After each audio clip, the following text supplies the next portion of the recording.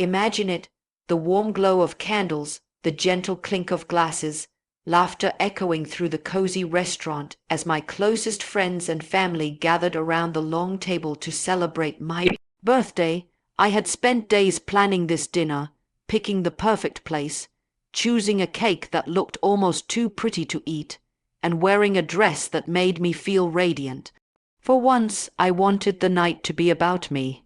No work stress, no petty family drama, just a chance to enjoy the people I loved and feel truly seen and appreciated. It started off exactly how I had hoped. My parents beamed across the table at me, my friends cracked jokes that made me double over with laughter, and my husband sat beside me, hand resting lightly on my back as if to show the world we're solid. Even my sister was there, looking as gorgeous as ever in her sleek dress, flashing that same bright smile that had always gotten her what she wanted. Somewhere between the appetizer and the main course, I remember thinking how perfect everything felt. That rare, quiet kind of happiness settled over me, the kind that makes you want to bottle up the moment forever. I didn't know that in just a few minutes, my entire world would come crashing down, right there between the plates of pasta and half empty wine glasses. Then it happened. My sister stood up, tapping her fork against her glass with a soft ding, ding, ding, drawing every eye in the room to her. I thought she might toast to me, maybe share a funny childhood story, or embarrass me with some memory that would have everyone in stitches. I was ready to roll my eyes and laugh along, but her words didn't bring laughter, they shattered me. With a little nervous giggle, she placed a hand on her stomach and said, "I actually have an announcement. I'm pregnant and it's with his baby." Her eyes darted to my husband, who sat frozen beside me, color draining from his face. At first, there was this stunned silence, like the entire room had forgotten how to breathe. Then someone dropped a fork, a glass tipped over, my mother's hand flew to her mouth. I just sat there, staring at my sister, then at my husband, then back again, waiting for someone to laugh and say it was a terrible joke. But no one did. The truth was right there, plain as day, in their guilty eyes. I remember feeling like the walls were closing in, the room spinning ever so slightly, the sound of my own heartbeat roaring in my ears. This was my birthday dinner, the one day I thought was about celebrating me, about being surrounded by love and joy.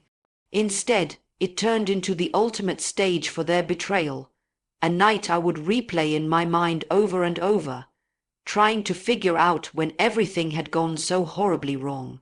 It wasn't just the affair that crushed me.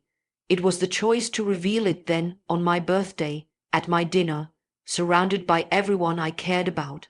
It was as if they wanted to strip me of any dignity I might have clung to make their betrayal as public and humiliating as possible. Looking at them, I felt this strange mix of heartbreak and almost surreal detachment, like I was watching someone else's nightmare unfold. And in that painful, suspended moment, I realized nothing would ever be the same again.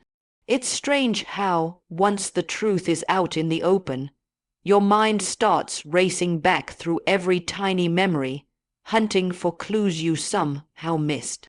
Like pulling on a loose thread and watching the entire fabric of your life unravel. In the days after that dinner, I couldn't stop replaying moments that had seemed so innocent at the time, but now stood out in harsh, glaring light. It was as if the universe had been whispering warnings all along, and I'd just chosen not to hear them. I thought back to all those times my husband insisted he had to work late, or that some urgent thing had come up out of nowhere. At first, I had admired his dedication. I'd even joked about how married to his job he was, teasing that it was almost like I had to share him with his office. But then there were the times he came home with that tired, faraway look, his phone always buzzing, his excuses always ready. I'd ask if everything was okay, and he'd give me that gentle smile, brush my hair back, and tell me not to worry. And because I loved him, I didn't. Then there was my sister, so beautiful, so effortlessly charming. She had this way of lighting up a room, of drawing people in, and I'd always felt a little like her shadow, orbiting around her brightness. I didn't mind it most of the time. That was just our dynamic. But looking back, there were things that made me feel uneasy. Little moments when I'd catch a lingering glance between them, a shared laugh that felt too intimate, or times when I'd walk into a room and they'd suddenly stop talking, faces a touch too composed. Once, I remember coming home early from a weekend work retreat because I'd fallen ill. I was excited to surprise them, to spend a cozy evening together. But when I walked through the door, I found them sitting on the couch, a little too close, sharing a quiet conversation. They both jumped when they saw me, as if I'd caught them doing something wrong. My sister laughed it off, made some flippant comment about me sneaking up on them. I brushed it aside, because why wouldn't I trust them? They were the two people I loved most in the world. Even our family get-togethers started to feel off. My sister began showing up a little earlier, leaving a little later. She always offered to help my husband with things, setting the table, carrying boxes, fixing little household problems that I honestly never even knew existed until she pointed them out. At the time, I told myself it was nice they got along. That's what family was supposed to do, right?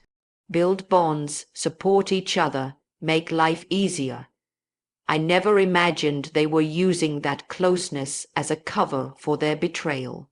What hurts the most is remembering how often I defended them. There were whispers, little comments from friends or cousins, teasing suggestions that they seemed almost too close. I'd laugh it off, say they were just being silly, or even get annoyed that anyone would insult my sister and my husband that way. I was so sure of them, so sure of us. I think about how blind love can make us, how desperately we cling to the image of the people we care about, ignoring the cracks that keep getting wider. Maybe it's because admitting the truth means destroying the life we've carefully built in our minds. And sometimes we'd rather live in that fragile illusion than face the shattering pain of reality. In the end, all those small signs weren't so small after all. They were pieces of a devastating puzzle that I'd finally been forced to see. The moment my sister made her announcement, everything inside me seemed to stop. It was like someone had pressed pause on my entire existence. My eyes darted from her radiant, almost smug expression to my husband's face, which had drained of color so quickly it was almost alarming. I waited for him to say something to deny it, to laugh it off and tell me it was some cruel joke. But he didn't. He just sat there, his jaw working like he was trying to find words and coming up empty. That silence said more than any confession ever could. I remember feeling as though I were outside of myself, watching this horrible scene from above, detached and weightless. The clatter of utensils, the awkward coughs, the whispered "oh my gods" from around the table felt distant, muffled, like someone had stuffed cotton in my ears. And there I was, seated in the middle of it all, my birthday cake in front of me, candles still flickering, the wax dripping slowly, almost mockingly, down the sides. It struck me as almost absurd that moments earlier I'd been making a wish over that cake, hopeful and naive, completely unaware that my entire life was about to implode. Eventually I found my voice, though it came out raw and shaking. I turned to my husband and managed to choke out a simple, "Is it true?" It wasn't some dramatic line from a movie. It was all I could muster. He looked at me then, really looked at me, and I saw the guilt carved into every line of his face. I think a part of me died in that instant, because he didn't have to say a single word. His silence was a confession louder than any outburst. My sister jumped in, her voice dripping with fake sympathy. She tried to soften it, saying they never meant for it to happen, that they hadn't planned on falling in love, but these things were complicated. She even dared to say that she hoped someday I would understand. The sheer audacity of that made something inside me snap. Understand? How could I ever begin to understand how my own sister could betray me in the worst way imaginable and then pick my birthday? The one day meant to celebrate my life, to announce it. The room had become painfully tense. My mother was crying quietly into her napkin. My father looked somewhere between heartbroken and furious. Friends exchanged wide-eyed glances, clearly unsure if they should leave or stay, but I didn't care about any of them in that moment. I was focused solely on the two people who had dismantled my world. And so I asked again, this time with steel in my voice that surprised even me. How long? My husband swallowed hard, eyes darting to my sister, seeking some kind of support, but she was too busy dabbing fake tears from her eyes. Finally, he admitted it had been going on for over a year. A year. All those late nights, those unexplained absences, those dismissive reassurances, it all came rushing back with sickening clarity. I realized I hadn't been paranoid or insecure. I had been right, and they had made me doubt my own sanity to protect their dirty little secret. Standing there, facing the two people I had loved most, I felt this cold clarity wash over me. The pain was still there, raw and gnawing at my insides, but it was accompanied by a new, sharper resolve. They had chosen each other over me, conspired behind my back, and shattered everything we once had. And in that moment, I understood that I would never be the same person again. What neither of them knew that night, what made it all almost poetic in its cruel irony, was that I hadn't been entirely in the dark. Somewhere deep inside me, I think I'd always known, maybe not in concrete terms, but I'd felt the fracture lines beneath the surface. The way he'd started avoiding my eyes when I asked simple questions. The way my sister would look at me just a beat too long, like she was searching for cracks she could slip through. I might have ignored my instincts for months, telling myself I was overthinking, that my fears were just stories born out of insecurities. But instincts are funny that way, they wait, and eventually I couldn't ignore them anymore. About 2 months before that dinner, something inside me snapped. I found myself growing quiet, watchful. I began paying attention in ways I never had before. I started noticing the subtle shifts, the late-night phone calls my husband would step outside to take, the flustered excuses when I asked simple questions, even the way my sister's hands would tremble slightly if I entered a room unexpectedly. So I did what I never thought I would. I started digging.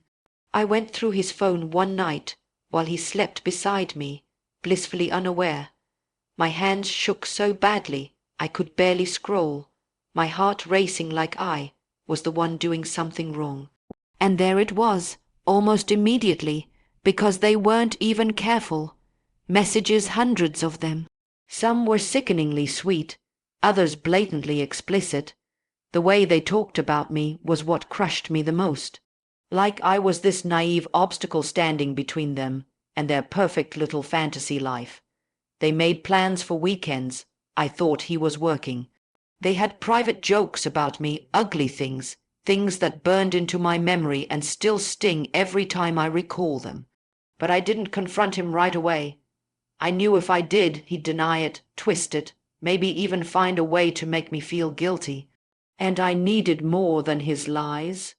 So I collected everything. I took screenshots, forwarded conversations to myself, even found a cheap little recording device that I hid in the living room when I knew she'd come by. The first time I heard them together in my own home, laughing, planning, sharing intimate details, as if I were just some clueless ghost haunting the background of their lives. I nearly vomited, but I kept going because I needed the truth laid out bare, not just for them but for me. So when my sister stood up at my birthday dinner, playing her dramatic little part, I almost wanted to laugh at the absurdity. She thought she was in control, that she was shocking me, that she and my husband were about to step triumphantly into some new chapter of their twisted love story. But I was ready for them in a way they never expected. After my husband admitted the affair, after my sister wiped her crocodile tears, I calmly reached into my bag and pulled out an envelope. I slid it across the table toward them without saying a word. Inside were printouts of their messages, photos, even a transcript of their whispered conversations in my living room. Watching their faces drain of color, watching my sister's mouth drop open and my husband's hands start to tremble, was a moment I'll carry with me forever, because in that instant they realized the game was up. They weren't unveiling some triumph, they were exposing their own ruin. And standing there, I felt powerful for the first time in months, not because I enjoyed their pain, but because I finally held the truth in my hands, and it was no longer theirs to hide. In the days that followed that disastrous dinner, my life felt like a house after a hurricane, walls cracked, windows shattered, every familiar corner turned upside down. There was no time to gently process my grief or ease into my new reality. It was all so immediate, so raw. One moment I was a wife, a sister, a woman planning a future surrounded by people I thought I could trust. The next I was packing boxes alone, trying to figure out where I'd live, what pieces of my life I could salvage, and how I would ever learn to breathe without feeling like I was suffocating on. Betrayal. The hardest part was the silence of my own home. When I finally moved out, leaving behind the house we'd spent years making cozy, it felt strangely hollow. Every echo reminded me of a laugh we once shared, or a quiet night on the couch when I thought our hands intertwined meant safety and forever. Even the smell of my old shampoo in the bathroom brought tears to my eyes. It was like grieving a death, except the person who died was the life I thought I had. People always say you find out who your real friends are in times of crisis. That couldn't have been truer. Some friends disappeared the moment things got messy. They didn't know how to handle my pain, so they simply backed away, offering awkward wishes over text before fading from my life. But others surprised me. One friend showed up at my door almost daily with coffee and muffins, refusing to let me hide under the covers. My parents, despite their own devastation, because it was a betrayal for them too, losing a daughter to such cruelty, rallied around me, giving me a place to stay when I had nowhere else to go. I saw a different side of my father, who sat with me on the porch night after night, sometimes in silence, sometimes holding my hand when words wouldn't come. But there were moments of absolute gut-wrenching loneliness, nights when I lay awake replaying every conversation, every little inside joke my husband and sister ever shared. I'd wonder how many of those were code for things I didn't understand. I'd think about how many family dinners they sat across from me, their feet maybe touching under the table, sharing secret glances while I laughed at stories, clueless and content. It's a kind of pain that scrapes at your bones because it makes you question your own reality. Was anything ever real? Was the love I felt ever mutual, or was it always a mask hiding something darker? Slowly, though, the smallest things began to change. I started to look forward to morning walks alone, where the sun felt warm on my face in a way it hadn't for months. I redecorated my new bedroom, picking colors and furniture that were entirely mine, no compromises, no quiet resentments simmering underneath shared choices. I began therapy, where for the first time I could unravel every tangled thought without worrying it would be used against me. And with each tear shed on that worn leather couch, I felt just a little lighter. There came a day when I caught myself humming in the kitchen, chopping vegetables for dinner. It stopped me cold because it was so ordinary, so peaceful, and I realized I hadn't felt ordinary or peaceful in so long. It wasn't a triumph or some big cinematic moment. It was just me living, surviving, inching towards something like happiness again. And that's what reclaiming your life really is, not giant leaps, but tiny, almost invisible steps. Moments of stillness where you recognize yourself again, stronger and more certain, even after everything's been ripped away. Looking back now, after all the tears, the sleepless nights, and the endless cycle of anger and grief, I see that this experience taught me more about myself than anything else ever could. It's strange, isn't it, how the deepest wounds sometimes become the clearest windows into who we really are, stripping away all the illusions we carefully build around ourselves just to survive. I've come to understand that betrayal doesn't just break your heart. It forces you to confront every part of yourself you might have neglected. Your fears, your boundaries, your capacity for forgiveness, and most importantly, your self-worth. In the beginning, I obsessed over what I did wrong. I thought maybe if I'd been more attentive, more exciting, less focused on my own career, he wouldn't have strayed. Maybe if I hadn't always been the responsible older sister, my sister wouldn't have felt so compelled to compete with me in the cruelest way possible. I lost hours, days, turning these poisonous ideas over and over in my mind until they nearly convinced me that their betrayal was somehow my fault.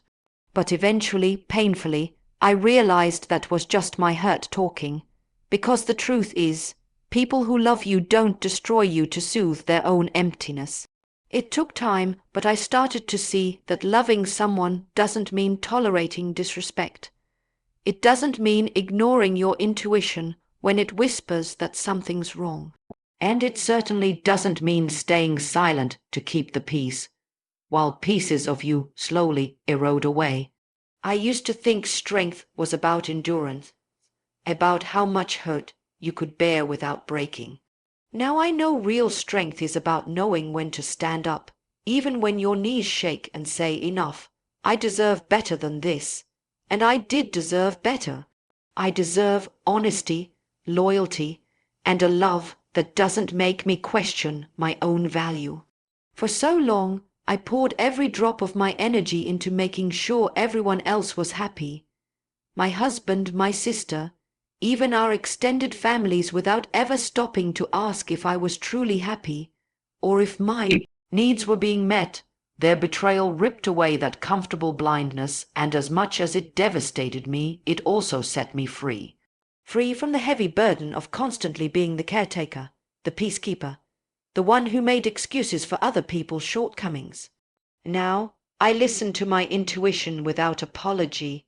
If something feels wrong, I don't dismiss it with hopeful rationalizations. I honor it. I've set boundaries that would have terrified me before.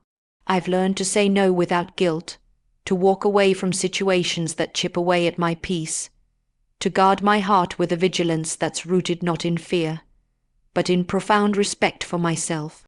And I've stopped needing everyone else to understand or approve of my choices, because I finally understand that my life is mine alone to protect and shape.